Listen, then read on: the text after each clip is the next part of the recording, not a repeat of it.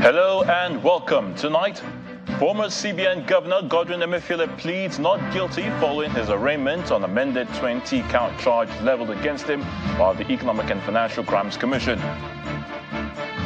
Supreme Court affirms the victory of Nasarawa, Gombe, Delta, Ogun, Kaduna, and Kebbi states in the March 18, 2023 governorship poll, dismisses the appeals challenging their election as lacking in merit. And governors react to Supreme Court judgment, say verdict is victory for the democracy as the PDP supporters hit the streets of Lafia, Nasarawa State to kick against Governor Abdullahi Sule's victory at the Apex Court. On business news tonight, Central Bank of Nigeria to hold its first meeting under Yemi Cardoso as governor in the last week of February as it releases monetary policy meeting calendar for 2024. On sports news tonight, Cape Verde and defending champion Senegal booked their last 16th place at the 2023 AFCON with wins against Mozambique and Cameroon. And from Abuja, bandits abduct 3 persons from Hilltop Estate in Kurudu in the Federal Capital Territory as the FCT Minister, Nyesom Wike, says arrests have been made in connection with recent incidents of banditry in the nation's capital. And in international news from London, Israeli Prime Minister Benjamin Netanyahu says he has told the United States that he opposes the establishment of a Palestinian state once the conflict in Gaza comes to an end. The judiciary takes center stage today with the former central bank governor Godwin Emefiele being arraigned before a federal Capital Territory High Court and a series of judgments delivered by the Supreme Court on 6 governorship appeals. But let's begin from the FCT High Court, where the former governor of the Central Bank of Nigeria, Mr. Godwin Emefiele, today pleaded not guilty to the amended 20-count charges leveled against him by the Economic and Financial Crimes Commission, that's the EFCC. Now, the amended charges against Mr. Emefiele include alleged breach or criminal breach of trust, forgery, conspiracy to commit forgery, procurement fraud, and alleged conspiracy to commit felony. Our judiciary correspondent, Emefiele Arraignment, reports. The former governor of the central bank, Mr. Godwin Emefiele, is back at the Federal Capital Territory High Court to take his plea on the amended 20-count charges leveled against him by the federal government. The former CBN governor was first arraigned by the EFCC on 6 counts of alleged 1.2 billion naira procurement fraud. Mr. Emefiele came into the courtroom just at the commencement of the proceedings.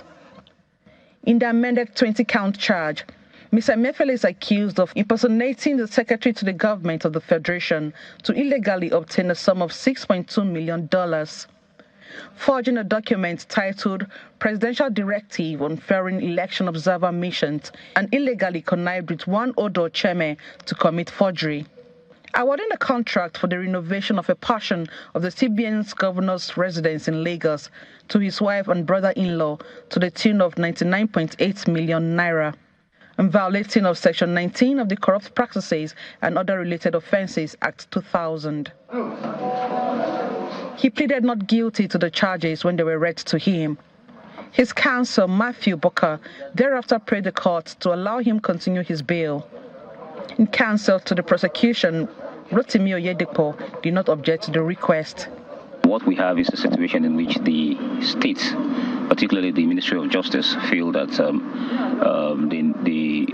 they want to put in more counts in the charge. They are entitled by law to do that. So what they have done is to amend the charge and add more counts and more grounds. So there's really, if you ask us how we feel, for us it's within their powers to do that, and they've just done that. There's no big deal about that. While granting the request for bail continuation, the trial judge, Justice Muazu, adjourned the case to February 12 and 13 for continuation of trial. Emefiele Arraignment, Channels Television News. Now to the Supreme Court, which has upheld the election victories of 6 governors in the March 18, 2023 poll. They are Governors Abdullahi Sule of Nasarawa State, Inuwa Yahaya of Gombe State, Sheriff Oborewori of Delta State, Dakbo Abiodun of Ogun State, Uba Sani of Kaduna State, and Nasir Idris of Kebbi State. The Apex Court, in two separate panels led by Justice John Okoro and Justice Kudirat Kekereekun, dismissed all the appeals challenging the election victories for lacking in merit.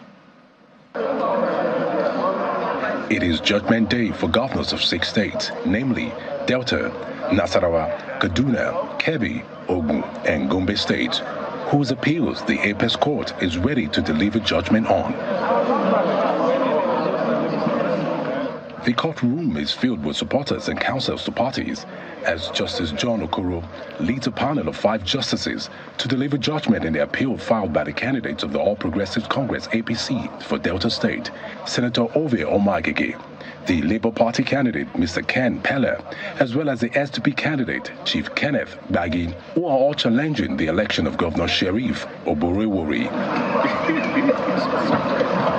The appellants are asking the Apex Court to overturn the judgment of the tribunal and that of the appeal court, which affirmed the election of Governor Oborewori for alleged non-compliance with the 2022 electoral laws and overvoting. However, the panel of 5 justices unanimously dismissed the appeals for lack of merit and affirmed the election victory of Sheriff Oborewori. Today, the Supreme Court has confirmed the judgment of the tribunal and confirmed the judgment of the Court of Appeal. So there's great rejoicing in Delta, there's thanksgiving, and the people of Delta will now settle down and face the business of governance. In a similar vein, the Justice John Okoro-led panel also dismissed the appeal filed by the PDP candidate in Ogun State, Mr. Ladi Adebutu, challenging the election victory of Governor Dapo Abiodun for lack of merit. Dapo Abiodun not only won the majority of the lawful vote cast, he also scored over 1/4 of total vote cast in virtually all the local governments in Ogun State. So INEC was justified in declaring him as the winner of the election. We said this at the tribunal agreed with us. We said it at the Court of Appeal agreed with us. We have come again to the Supreme Court, and the Supreme Court has agreed with us. Another panel of 5 justices, led by Justice Kudirat Kekereekun, delivers judgment in Nasarawa, Kebbi, Gombe, and Kaduna State appeals.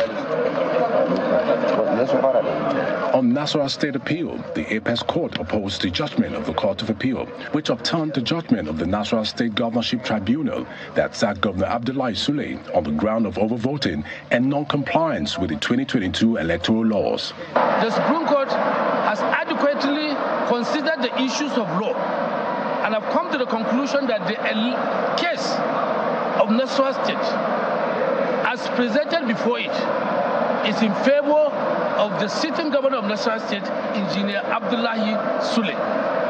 In the same vein, the Apex Court dismissed the appeals of the PDP candidate in Kaduna, Gombe, and Kebbi states for lack of merit.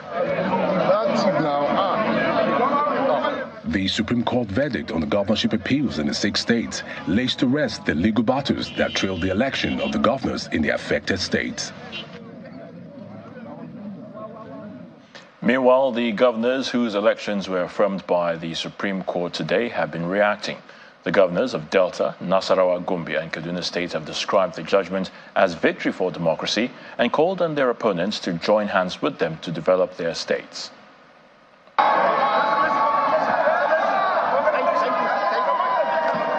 Outside the courtroom of the Supreme Court in Abuja, it is jubilation for those that won as the governors of Kaduna, Nasarawa, and Gombe State react to the Apex Court's verdict on their election petitions appeals.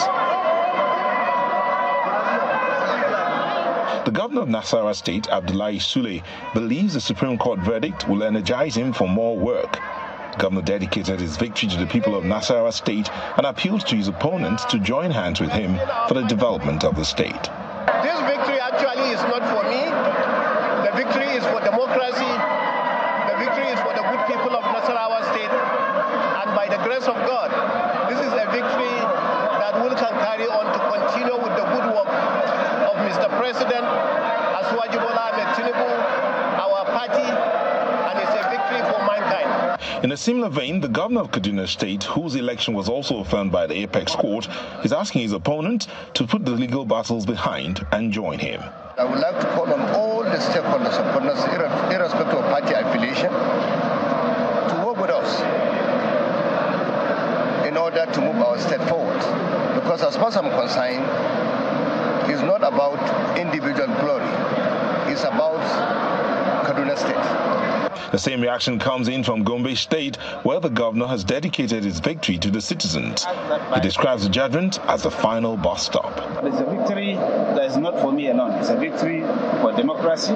It's a victory for the judiciary as a whole. And it's a victory for the people of Gombe State.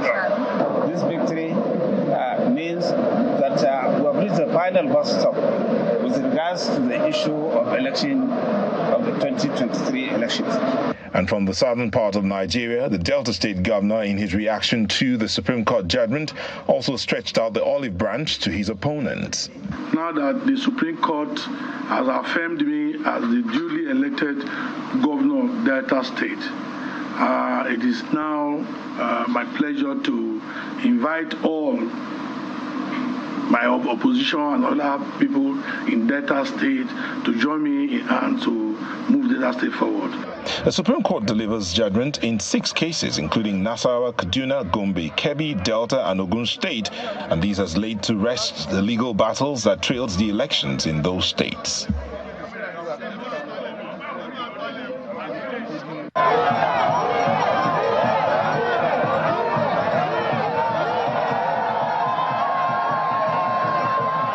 That's the Ogun State Governor Dapo Abiodun arriving into the waiting hands of a crowd of supporters at the state-owned Agro Cargo International Airport located in Ikperu, Ikene local government area of the state.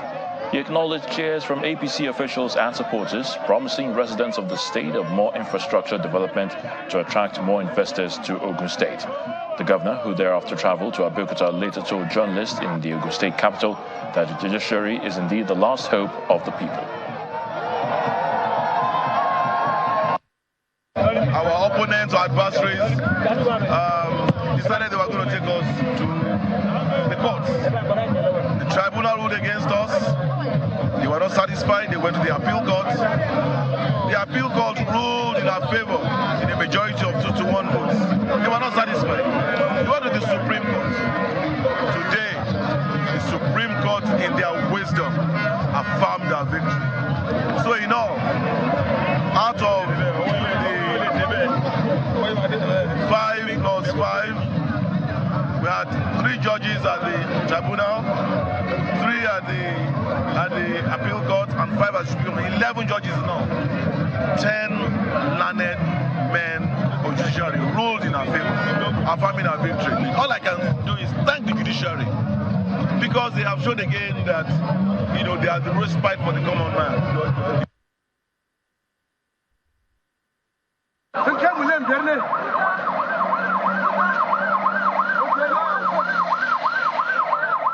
It's a different story for supporters of the People's Democratic Party in Nasarawa State who have protested the judgment affirming the election of Governor Abdullahi Sule.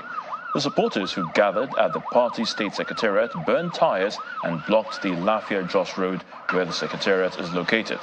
The action forced motorists to desert the road for hours using alternative routes in the state capital. This is coming after a peace accord signed by the People's Democratic Party and the All Progressives Congress before the judgment. The police and other security agencies eventually dispersed the protesters and restored calm.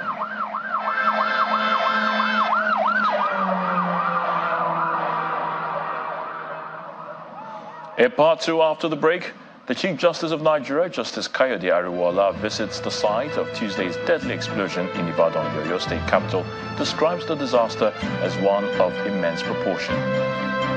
Please stay with us.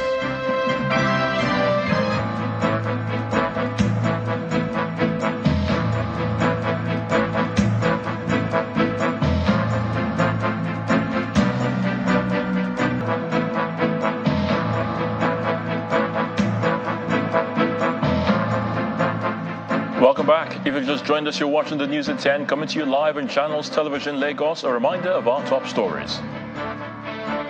Former CBN Governor Godwin Emefiele pleads not guilty following his arraignment on amended 20-count charge leveled against him by the Economic and Financial Crimes Commission. Supreme Court affirms the victory of Nasarawa, Gombe, Delta, Ogun, Kaduna, and Kebbi states in the March 18, 2023 governorship poll, dismisses the appeals challenging the election as lacking in merit. Governors react to Supreme Court judgment, say verdict is victory for democracy, as PDP supporters hit the streets of Lafia, Nasarawa State to kick against Governor Abdullahi Sule's victory at the Apex Court. And Israeli Prime Minister Benjamin Netanyahu says he has told the United States that he opposes the establishment of a Palestinian state once the conflict in Gaza comes to an end.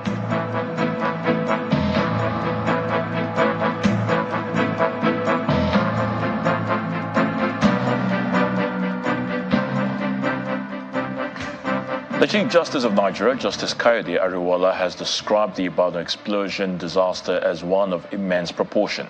Justice Ariwoola, who visited the site of the explosion with his entourage, went round some of the affected buildings to see the extent of damage. Meanwhile, the incident manager for the Emergency Response Center, Professor Timitokpe Alonge, says that another body part was recovered today as search and rescue operations continued on site. It's 4 days since the explosion that rocked Bodija and environs in Ibadan, the Oyo State capital, but the devastation is still fresh for the victims. One of them is a legal luminary, Niyi Akintola, whose building also got damaged from the blast.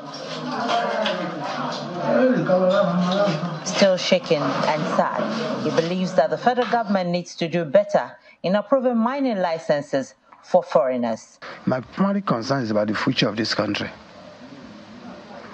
because I don't see any wisdom in somebody sitting in Abuja to issue visa to foreigners to enter into this country, to such foreigners, give them license, give them expatriate quotas to come around and exploit our mineral resources without the knowledge of the governor of the state, without the knowledge of the local government, without the knowledge of the ward chairman. The chairman of the Landlords Association of the area and former deputy governor of Oyo State speaks on the possible identity of some of the occupants of the house where the explosives were stored. The one we know participate actively in our association meetings and payment of security dues by name Kamara. So, and there isn't any way for us to suspect anything untoward from him. The University College Hospital Ibadan, which is more than a kilometer away from the epicenter of the blast, also has its fair share of the disaster. Just as the Chief Medical Director of the hospital gives an update on those receiving treatment as a result of the blast. As at this afternoon, we have a total of 17 victims brought to us. 3 of them came in dead, that is, as corpses. And as I speak, we have 3 corpses in our morgue. The remaining 14, we have discharged 9 of them.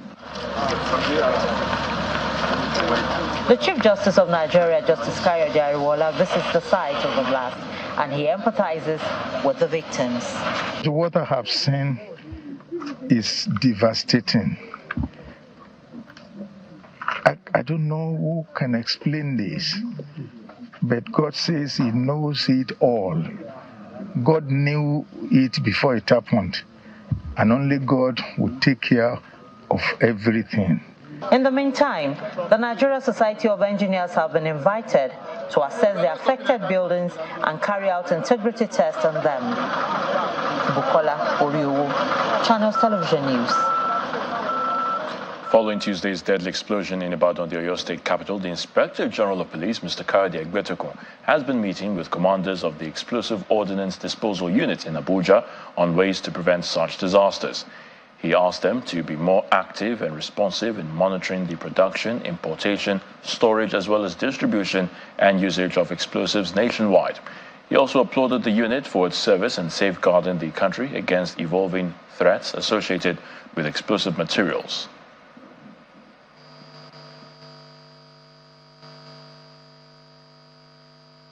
Of the EOD unit in Oyo State during the Ibadan explosion on January 16, 2024 highlights your indispensable role in public safety. Your expertise in explosive management is crucial in minimizing such incidents. Facing emerging security threats, I call for heightened vigilance and proactivity. The growing misuse of explosives poses a grave risk. Your surveillance in controlling explosives life cycle is key to thwarting unauthorized access. Your professionalism is vital in combating armed and violent crime. Your specialized skills are indispensable to our national security. We are dedicated to providing continuous training and advanced technologies to further enhance your capabilities. Your contributions are pivotal to our aspirations for economic recovery, social integration, and political development. Governor Caleb Mutfwang of Plateau State says security agencies are still on the trail of the perpetrators of the Christmas attack, which led to the death of over 150 people. Now, the governor stated this while speaking with State House correspondents after meeting with President Bola Tinubu at the presidential villa. He said he also came to thank the president for keeping democracy alive in Nigeria.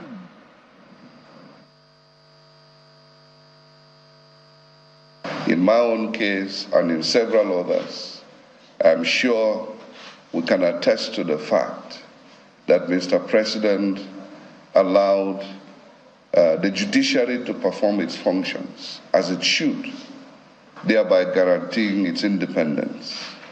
I therefore must come to thank him for exercising that restraint, because those who wanted to pervert justice also brought tremendous pressure on him to see how he could interfere.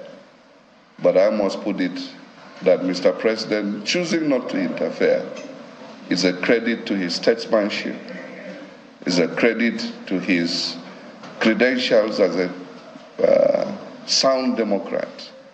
And I also gave him an update. Things are relatively calm at the moment. The security agencies are on the pursuit of the perpetrators of these dastardly acts that we experienced during the Christmas period. And we are doing our best, together with the federal government and international donor partners, to be able to mitigate the pain of those families who love their loved ones, and also those who were internally displaced. Let's now head to the nation's capital, where Gloria Umizoke is standing by to give us the very latest from our Abuja studio. Gloria. Many thanks, Ayo. Here in the nation's capital, there appears to be some breakthrough in the efforts towards curbing cases of kidnapping, as the minister, Nyesom Wike, says arrests have been made in connection with recent incidents in the FCT. He stated this during a town hall meeting with the Gwagwalada Area Council chairman, traditional rulers, security operatives, and residents of the Gwagwalada Area Council. Our correspondent, Kumbi Aboluwade, reports. This is the second in a series of Area Council dialogue on the security situation in the nation's capital by the Minister of the Federal Capital Territory, Nyesom Wike. This is taking place at the Gwagwalada Area Council with the main purpose of providing solutions to the rising insecurity in the FCT and particularly the Gwagwalada area. The Area Council chairman and the traditional head give a breakdown of the security situation and other challenges residents face in the area. We have some undeveloped structures in Gwagwalada Area Council, in which I, the executive chairman of Gwagwalada, will write to your office for approval, at least because this is the area. Most of the criminals will hide, and the night they'll come out to do what they're not supposed to do. Secondly, our second request here, we need more police division in Gwagwalada Area Council. We have only 2 police divisions in Gwagwalada Area Council. We have a teaching hospital in Gwagwalada. And the whole Nigeria, anywhere there's a teaching hospital, there must two devil lane because of an emergency. Here we just have one single lane. Responding to their plight, the minister directs the FCT Commissioner of Police to commence moves to set up 2 additional police divisions in the area. He also disclosed that a number of arrests in connection with banditry in the FCT had been made. The person where they represent CP, where they're here, well, in the here. Now make you go tell CP, make him work out how we can provide 2 more police stations for Guagualada. You know, say some of the agents they feed there here, more than a day. Nothing I go feed you again. Because if I know what to with Sabina, I know we try them again. Some of our people, when they give us the information, we don't catch them. So if they never catch you, no means they will catch you tomorrow.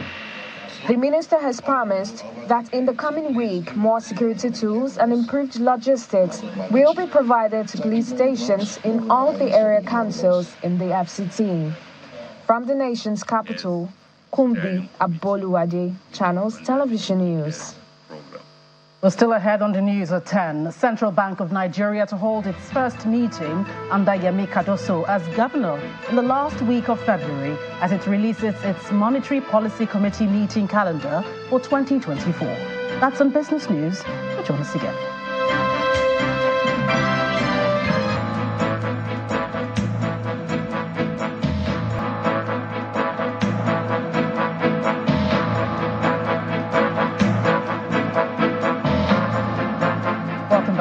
The news at 10, coming to you live on Channels Television. Now, against a backdrop of assurances of security in the nation's capital, 3 persons have been abducted from the Hilltop Estate in Kurudu behind the Nigerian Army Post-Service Housing Scheme in the Federal Capital Territory. The Director of Army Public Relations, Brigadier General Onyema Nwachukwu, said that the incident happened in this estate at about 9 p.m. on Thursday. He adds that troops responded to a distress call from the estate and are currently on a search and rescue operation. Kurudu is one of the communities on the border between the FCT and Nasarawa State in the Abuja Municipal Area Council. According to residents of the estate, gunmen fired gunshots before escaping with their victims. To health matters, Nigerians must desist from consumption of bats and other wildlife, as this poses the transfer of zoonotic pathogens, thereby elevating the risk of cross-species transmission from animals to humans. The chairman of the One Health Steering Committee and Coordinating Minister of Health, Professor Ali Pate, gave the warning at a technical meeting of members of the committee. According to the minister, although bats and other wildlife are good for the ecosystem, their consumption is detrimental to human health. We will be exploring the current efforts.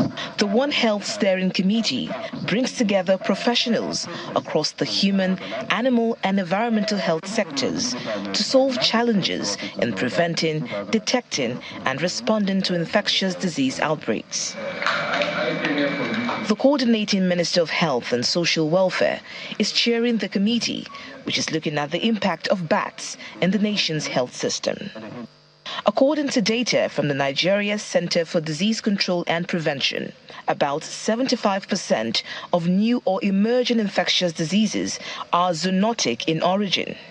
Data also reveals that zoonoses are responsible for 2.5 billion cases of human illnesses and 2.7 million human deaths worldwide. If you don't mind, apologies, sir. The committee is discussing the issue of hunting and consumption of bats and the potential spillover of pathogens to humans. The Joint Risk Assessment Committee, which technically evaluated the risks around this hunting of bats and consumption of bats in parts of our country, so that we can provide direction how to minimize the risk from such practices, how to engage our population. Conversations at this emergency meeting centered on efforts and gaps in wildlife surveillance, potential spillover of pathogenic viruses from bats, and a summary of a joint risk assessment carried out by the Nigeria Center for Disease Control. Nobody knows what is happening in most of our zoos. In fact, the state government has not been funding most of the zoo clinics. In fact, very few of the zoos even have clinics. And those ones that are owned by the private individuals, we don't even know exactly what is going on. The true reservoirs are not like that. They will be among us and we will not know they harbor this virus, and it's easy for them to transmit the virus to humans that are susceptible. I would say they are potential because a lot of things has changed in the world. Population dynamics, climate change, human encroachment into their habitat. Those are all the things that has increased the entanglements including interactions and contact between animals and humans. Most coronaviruses are found in bats, and specifically the SARS-CoV-2 that was responsible for COVID-19.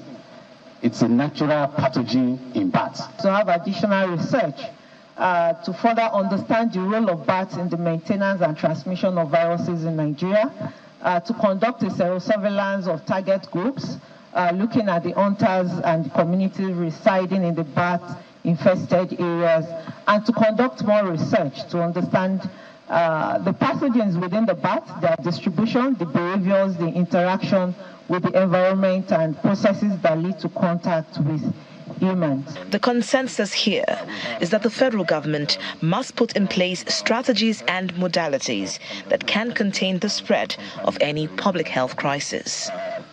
Victoria Longjon for Channels Television News. In Abia State, Governor Alex Otti has expressed readiness to transform the state into a leading global investment destination and turn Aba, the commercial capital city, into a billion-dollar fashion industry hub. He stated this during the inauguration ceremony of the State Economic Advisory Council at the Government House in Umuahia. The council will be chaired by former Director General of the Securities and Exchange Commission, Mrs. Aruma Otti, and co-chaired by former CBN Governor Mohammed Sanusi II, the Director General of the World Trade Organization, Dr. Ngozi Okonjo-Iweala, and businessman Mr. Bolaji Balogun. Your job as members of this council is to work closely with the government to create practical ways of moving from the vision board to the field of execution, providing intelligent answers to questions around how we can open up the state to those seeking to put their money in an environment where steady returns are assured, in ways that profit the investors themselves, the local economy, and ultimately impact the long-term economic prospects of the state.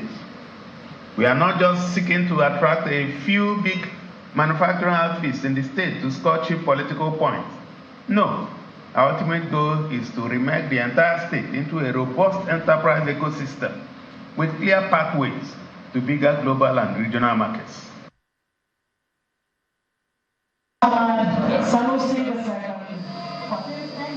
Meanwhile, the co-chairman of the council and 14th Emir of Kano, Mohammed Sanusi II, believes that the initiative will improve the economic development of the state. I hope that this council will contribute to the progress of Abia and the progress of Nigeria. We continue to pray for this state to have peace and prosperity.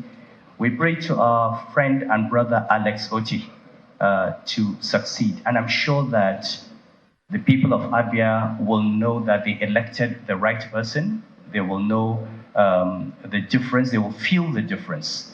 And hopefully he will leave Abia a much, much better place than he met it and lay foundations for a long period of prosperity and growth. I know that Well, that's it from the nation's capital. It's back to you, Ayo, for the rest of the news at 10. Thank you so much, Gloria. It's now time for some business news with Joker Rogers.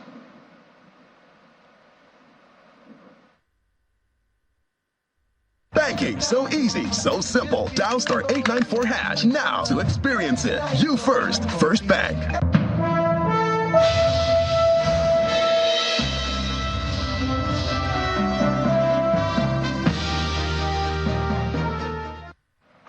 Thank Thank you so much, Ayo. Welcome to Business News. Finally, the widely anticipated announcement from the Central Bank of Nigeria is out.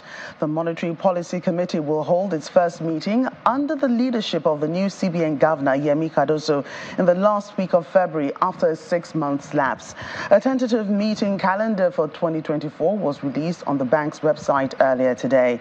In December 2023, Mr. Cardoso said monetary transmission mechanisms had rendered the rate meetings largely ineffective. And according to the calendar released today, the CBN is proposing 6 rate meetings throughout 2024.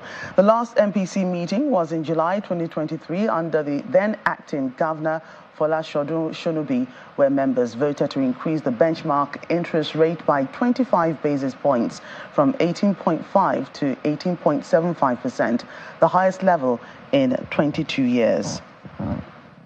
The Association of Bureau de Change Operators of Nigeria has reacted to the continued free fall of the naira against the dollar.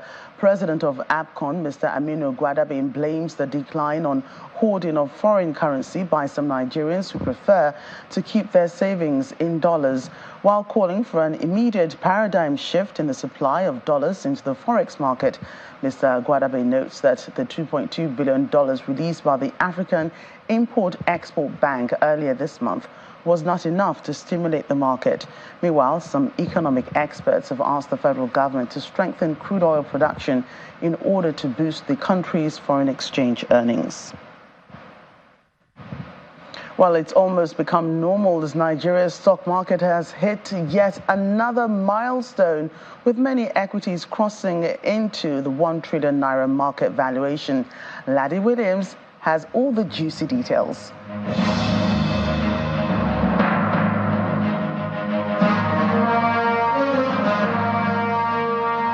Hello and welcome to the Stock Market Report. Well, the final trading day of this week, and with all we've seen this week, we can as well just say it's a fully green week for the all-share index. Right here, 2.87%, 94,538 points, a new level. We smashed the 70K level, 80K level, 90K level, and now I guess we're looking at 100,000. Wow, that's incredible. Market cap over 51 trillion at this point, breaking that 50 trillion level. Let's look at the sectoral performance now. We're seeing a lot of action there with the banking counter again down this week, 0.46%. Maybe some of the gains we saw earlier might be able to counter this losing streak we're seeing, but I doubt that's going to happen. Consumer goods, 0.41% up, and we see the oil and gas counter shining today, 5.30%. It did start off marginal, but now it's growing bigger and bigger, the gains on this counter. Let's look at these stocks worth over 1 trillion. Now we see Airtel Africa still unchanged, no action there. MTN, on the other hand, 0.69% jump. Then we see the cement giants again pushing this market up. 10% for Bois Cement. Dangote Cement are left out, up 9.98%. Then we see the oil and gas counter there. Seplat, that's up 10%. Then we see the Fugas, that's the tier 1 banks right there, worth over 1 trillion naira, down 3% for GTCO, and down Zenith Bank 1.58%. Well, the stockbroker I spoke to last week did say profit taking would dominate this week, but no, we didn't see that. We saw more buy pressure, but who knows? Maybe that might come next week. That's the Stock Market Report. I'm Laddie Williams.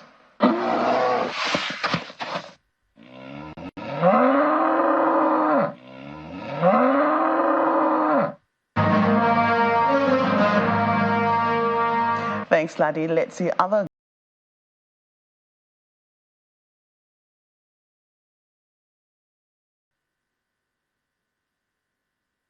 Banking, so easy, so simple. Dial *894# now to experience it. You first, First Bank. Thank you so much, Joke. Former Sierra Leonean President Ernest Bai Koroma has arrived in Nigeria for medical care. 2 days ago, the former president was granted permission by a high court in Freetown to leave the country on health grounds. Mr. Koroma is expected to spend 3 months in Nigeria as approved by the Sierra Leonean court. Here's Simon Pusey with more international news in Around the World in 5. Good evening and welcome to the channel's studios here in London with your international news around the world in 5. Israeli Prime Minister Benjamin Netanyahu says he has told the United States that he opposes the establishment of a Palestinian state once the conflict in Gaza comes to an end. In a news conference, a defiant Mr. Netanyahu vowed to press on with the offensive in Gaza until complete victory, the destruction of Hamas and the return of the remaining Israeli hostages, adding that it could take many more months. With almost 25,000 Palestinians killed in Gaza, according to the Hamas-run health ministry, and 85% of the Strip's population displaced, Israel is under intense pressure to rein in its offensive and engage in meaningful talks over a sustainable end to the war. In any future arrangement, Israel needs security control over all territory west of the Jordan. I tell this truth to our American friends. The Prime Minister needs to be capable of saying no to our friends, saying no when necessary, and saying yes when possible. I want to make a few points absolutely clear. Israel has no intention of permanently occupying Gaza or displacing its civilian population. Israel is fighting Hamas terrorists, not the Palestinian population. And we are doing so in full compliance with international law. The IDF is doing its utmost to minimize civilian casualties, while Hamas is doing its utmost to maximize them by using Palestinian civilians as human shields.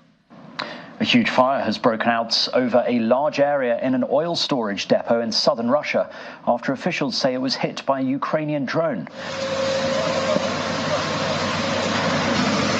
Russian media say 4 oil tanks caught alight and then the fire spread over an area of 1,000 square meters. Russian authorities in the Bryansk region says no one was hurt.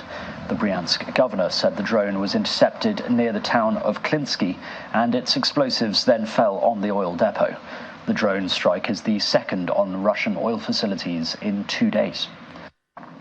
The long-awaited trial of a child soldier turned commander in the notorious Lord's Resistance Army has begun in Uganda. Thomas Coelho faces more than 90 charges, including murder, rape, and the recruitment of child soldiers. He becomes the first LRA commander to be tried by a Ugandan court, marking a watershed moment for the country's judicial system. North Korea says it has carried out a test of its underwater nuclear weapons system in response to drills by the US, South Korea and Japan this week. The underwater drone, which supposedly can carry a nuclear weapon, was tested off the east coast. There is no other evidence of the tests being conducted, and Seoul had earlier said the North's descriptions of the drone's capability were exaggerated. South Korea called the reported tests a provocation. Recently released CCTV footage has shown the dramatic moment a gas explosion flattened a building in Washington, D.C. Firefighters had responded to a report of a gas leak in the Anacostia neighborhood, but were not able to stop it. The explosion took place within 15 minutes of the fire brigade's arrival, damaging 3 buildings. Local media reported a man suffered minor injuries after he was hit by flying debris and was taken to hospital. 2 Madonna fans are suing the US singer for being late by more than 2 hours for a show last month in New York. They state the show was meant to start at 8:30 on all 3 nights, but in each case, it did not begin until after 10:30, ending around 1 a.m. The case says they would not have paid for tickets had they known it would finish so late. And South Africa's government is trying to stop a controversial auction of 70 personal items belonging to the anti-apartheid hero Nelson Mandela. They include a set of hearing aids, an ID card, gifts from world leaders, and some of the first democratic president's clothing, such as his statement Madiba shirts. His eldest daughter, Makaziwe Mandela, is auctioning the items in the US, but the South African government says the items belong to the nation. Under the country's law, items considered to be of national heritage cannot be taken out of South Africa. The South African Heritage Resources Agency said it had filed an appeal to block the sale. And that's your international news around the world in 5. Now back to the Channel studios in Lagos.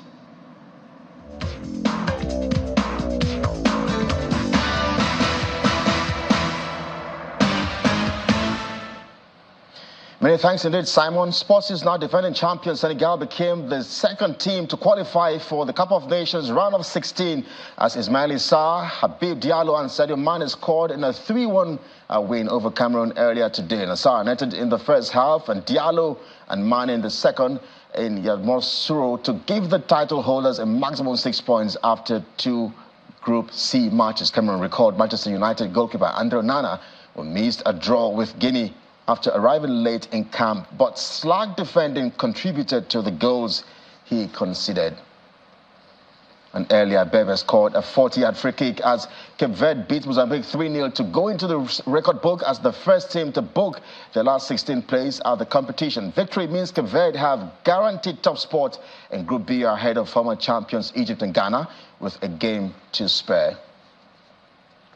In tennis now, world number 1 Novak Djokovic has cruised into the Australian Open 4th round with a 6-3, 6-3, 7-6 win over Thomas Echeverry. Djokovic concluded the contest in 2 hours and 28 minutes as he dispatched the Argentine with ruthless efficiency, marking a century of matches at the Australian Open in style. And staying with the Australian Open, defending champion Aryna Sabalenka has swept into the round of 16 with a dominant 6-love win over Lesia Surenko. Sabalenka, who claimed her first Grand Slam title in 12 months, needed just 52 minutes to double Bejel Surenko to win her 10th straight match in Melbourne. That's Sports Tonight. I am Kelly. It's back to Ayotunde.